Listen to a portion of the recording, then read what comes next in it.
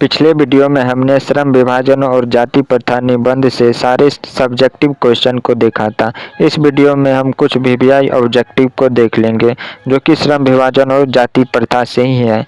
तो पहला प्रश्न है, श्रम विभाजन और जाति प्रथा के लेखक कौन है। जैसा कि पिछले वीडियो में हमने देखा था कि श्रम विभाजन और जाति प्रथा एक कहानी नहीं बल्कि एक निबंध है जिसके लेखक यानी कि जिसके रचनाकार डॉक्टर भीमराव अंबेडकर, जिसे हम बाबा साहेब भी कहते हैं। तो इसका आंसर हो जाएगा ऑप्शन नंबर बी यानी कि बाबा साहेब भीमराव अंबेडकर। दूसरा प्रश्न है, डॉक्टर अंबेडकर के पिता का क्या नाम था। हमने पिछले वीडियो में डॉक्टर भीमराव अंबेडकर के माता और पिताजी के नाम के बारे में भी देखा था। तो हमने देखा था कि भीमराव अंबेडकर यानी कि बाबा साहेब के पिताजी का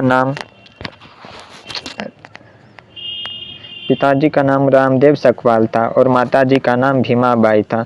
हमने कल के वीडियो में जब हम सब्जेक्टिव क्वेश्चन को देख रहे थे तो उससे पहले बाबा साहेब के जीवनी पर भी प्रकाश डालते जिसमें छोटे छोटे ऑब्जेक्टिव क्वेश्चन को भी हमने देखा था। उसी से संबंधित क्वेश्चन भी इसमें है। तो तीसरा प्रश्न है, आधुनिक सभ्य समाज कार्य कुशलता के लिए किसे आवश्यक मानता है। तो इसका उत्तर हो जाएगा श्रम विभाजन को।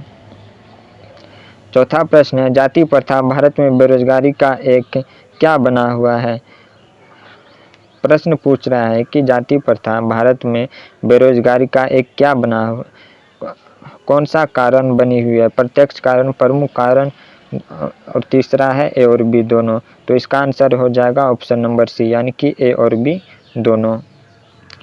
अब हम पांचवा क्वेश्चन देख लेते हैं, मूक नायक क्या है। मूक नायक क्या है, तो इसका आंसर हो जाएगा पत्रिका।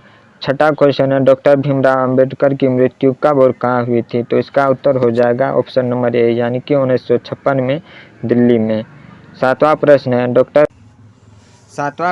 डॉक्टर भीमराव अंबेडकर का जन्म कब हुआ था। तो ऑप्शन में है 14 अप्रैल 1988, दूसरा है 14 अप्रैल 1989, 14 अप्रैल 1890 और चौथा ऑप्शन है 14 अप्रैल 1891। जैसा कि हमने देखा था कि डॉक्टर भीमराव अंबेडकर का जन्म 14 अप्रैल 1891 में मध्य प्रदेश महू में और एक दलित परिवार में हुआ था।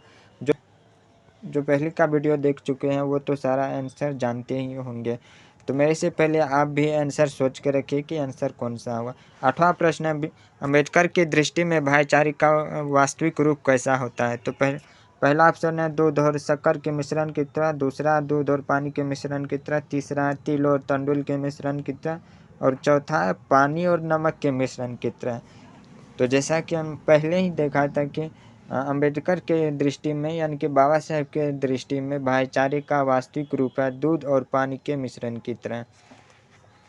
बाबा साहेब भाईचारे को लोकतंत्र का दूसरा रूप मानते थे, जैसा कि हमने पहले के वीडियो में देखा था। नौवां प्रश्न है, भारतीय संविधान के निर्माण में महत्वपूर्ण भूमिका किसकी थी। यह तो सभी जानते हैं कि संविधान के निर्माण में सबसे महत्वपूर्ण भूमिका बाबा साहेब यानी कि भीमराव अंबेडकर की थी। और दसवां प्रश्न है, सभ्य समाज की आवश्यकता क्या है। तो इसका राइट आंसर हो जाएगा ऑप्शन नंबर ए या ऑप्शन नंबर बी यानी कि श्रम विभाजन। अब 11वां प्रश्न हम देख लेते हैं, प्राथमिक शिक्षा प्राप्त करने के बाद अंबेडकर उच्चतर शिक्षा प्राप्त करने के लिए कहाँ गए। पहला है इटली, दूसरा है दक्षिण अफ्रीका, तीसरा है न्यूयॉर्क और चौथा है दक्षिण कोरिया। तो हम जानते हैं कि बाबा साहेब अंबेडकर उच्चतर शिक्षा प्राप्त करने के लिए न्यूयॉर्क गए थे। 12वां प्रश्न है, अंबेडकर चिंतन व रचनात्मक के लिए प्रेरक व्यक्ति थे। अंबेडकर चिंतन व रचनात्मक के लिए प्रेरक व्यक्ति थे।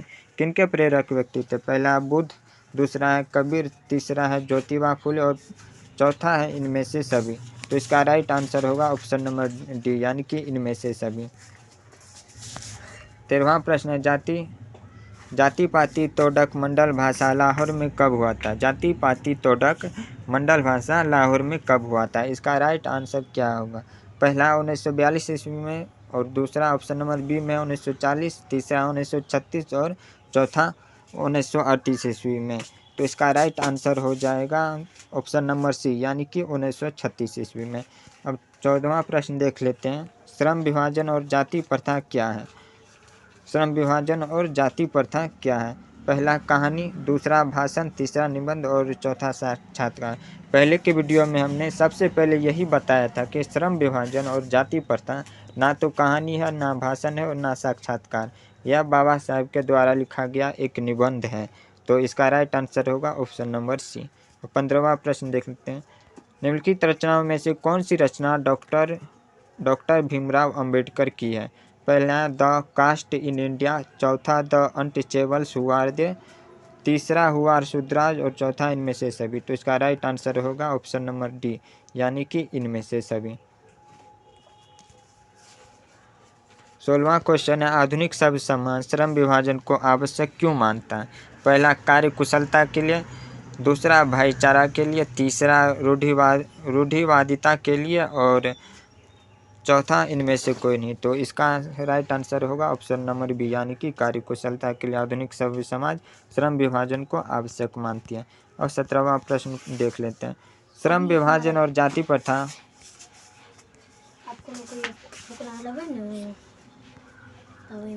श्रम विभाजन और जाति प्रथा पाठ बाबा साहेब के किस भाषण का संपादित अंश है? पहला the caste in India, their mechanism और ऑप्शन नंबर बी में जेनेसिस एंड डेवलपमेंट और ऑप्शन नंबर सी में एनाहिलेशन ऑफ कास्ट और चौथा हु इज शूद्राज। तो इसका राइट आंसर होगा ऑप्शन नंबर सी, यानी कि एनाहिलेशन ऑफ कास्ट। 18वां प्रश्न है, अंबेडकर के भाषण एनाहिलेशन ऑफ कास्ट को किसने हिंदी में रूपांतर किया था? पहला कलई सिंह यादव, दूसरा किशोरी लाल, तीसरा मोहन वाजपेयी और चौथा है इनमें से कोई नहीं। तो इसका राइट आंसर हो जाएगा ऑप्शन नंबर ए, यानी कि ललई सिंह यादव ने। 19वां, अंबेडकर का जन्म किस परिवार में हुआ था? ब्राह्मण, क्षत्रिय, दलित, कायस्थ। तो इसका राइट आंसर सब जानते हैं कि बाबा साहब का जन्म एक दलित परिवार में हुआ था, मध्य प्रदेश महू में। 20वां, लेखक को इस युग में कहाँ विडम्बना दिखाई दिया है? पहला जातिवाद में, दूसरा नारीवाद में, तीसरा निर्विवाद में और चौथा परिवाद में। तो इसका राइट आंसर हो जाएगा ऑप्शन नंबर ए, यानी कि जातिवाद में। 21वां, डॉक्टर भीमराव अंबेडकर के माता का क्या नाम था? पहला रानीबाई, दूसरा कुंतीबाई, तीसरा शीलाबाई और चौथा भीमाबाई। तो इसका राइट आंसर हो जाएगा भीमाबाई, यानी कि option number D is the right answer. 22वां है, डॉक्टर भीमराव अंबेडकर ने पीएचडी की उपाधि कब धारण की थी? पहला 1920 ईस्वी में, दूसरा 1918 ईस्वी में, तीसरा 1916 ईस्वी में और चौथा 1914 ईस्वी में। तो इसका राइट आंसर क्या होगा यह आप कमेंट बॉक्स में लिखिएगा। हम तो आज फिर 23 नंबर का क्वेश्चन देख लेते हैं आगे। लेखक की दृष्टि में विडंबना की बात क्या है? पहला जातिवाद के पोषकों की कमी नहीं और दूसरा जातिवाद के पोषक नगण्य है, तीसरा आर्थिक दृष्टि से जातिवाद उचित है और चौथा जातिवाद लोकतंत्र के विरुद्ध नहीं है। तो इसका राइट आंसर हो जाएगा ऑप्शन नंबर ए, यानी कि जातिवाद के पोषक की कमी नहीं है। 24 नंबर का क्वेश्चन, लेखक की दृष्टि में आदर्श समाज कैसा होना चाहिए जिसमें स्वतंत्रता, समता और भातृत्व का भाव यानी कि भाईचारा का भाव हो, और दूसरा जिसमें सभी धनी हो, तीसरा जिसमें सभी पढ़े लिखे हो, चौथा जिसमें सभी स्वस्थ हो। तो इसका राइट आंसर हो जाएगा ऑप्शन नंबर ए, यानी कि जिसमें स्वतंत्रता, समता और भाईचारा का भाव हो। 25 नंबर का क्वेश्चन है, लेखक बेरोजगारी का प्रमुख और प्रत्यक्ष कारण किसे मानते हैं? अशिक्षा को, जनसंख्या को, जाति प्रथा को, उद्योग धंधे की कमी को। तो इसका राइट आंसर हो जाएगा ऑप्शन नंबर सी, यानी कि जाति प्रथा को। 26वां, the caste in India, their mechanism किनकी रचना? भीमराव अंबेडकर, राम मनोहर लोहिया, महात्मा गांधी, सुखदेव। तो इसका राइट आंसर तो सब जानते हैं, भीमराव अंबेडकर की रचना है। 27वां, आर्थिक पहलू से भी जाति प्रथा क्या है?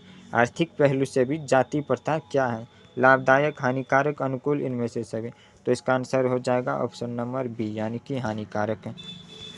28 का है, डॉक्टर भीमराव अंबेडकर का जन्म कहाँ हुआ था? महू मध्य प्रदेश, दूसरा गोरखपुर उत्तर प्रदेश, डुमराव बिहार, तीसरा दानकुनी पश्चिम बंगाल। इसका राइट आंसर हो जाएगा महू मध्य प्रदेश। 29वां प्रश्न है, डॉक्टर अंबेडकर ने किस पत्रिका का संपादन किया? तो पहला उज्ज्वल भारत, दूसरा उड़ता भारत, तीसरा बहिष्कृत भारत और चौथा पुरस्कृत भारत। तो इसका राइट आंसर हो जाएगा ऑप्शन नंबर सी, यानी कि बहिष्कृत भारत। 30वां प्रश्न है, भारतीय संविधान का निर्माता के रूप में हम किन्हें जानते हैं? तो यह तो सबको पता है, भीमराव अंबेडकर को जानते हैं। हमने जो आज टास्क दिया कमेंट बॉक्स में लिखने के लिए, तो उस प्रश्न का उत्तर आप कमेंट बॉक्स में दीजिएगा। तब तक के लिए इतना ही। जय हिंद, जय भारत।